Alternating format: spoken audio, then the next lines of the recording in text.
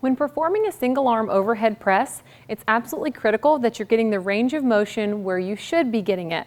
Oftentimes when people go to press overhead, if they lack adequate shoulder range of motion, they're going to compensate by arching their lower back or poking their head forward. For example, when you go to lift your arm overhead, if your natural range of motion stops you here, in order to get your arm overhead, your back is just going to arch and extend in order to give you what feels like the proper range of motion. So when you go to press overhead, it's really important to take a big deep breath in, blow your air out, and brace your core, and then drive your arms up overhead. So I'm going to show you what that looks like.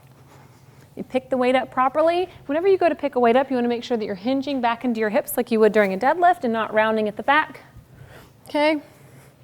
I like to press overhead palm in. It's just a little bit of a more comfortable and safer position for the shoulder. So you're here. Before I go, I'm going to take a big deep breath in, get my rib cage down and brace my core, and then press overhead. Once the weight is overhead, you want to keep your elbow close to your ear. You want to lock your elbow out all the way. And then on the way back down, you want to think about almost rowing the weight back down with your lat. So you press it up, keep it pretty close to your ear, and you don't just want to let it come down, okay? You want to really engage the lat and think about almost pulling the weight back down. So you're here, row it back down. Here, row it back down.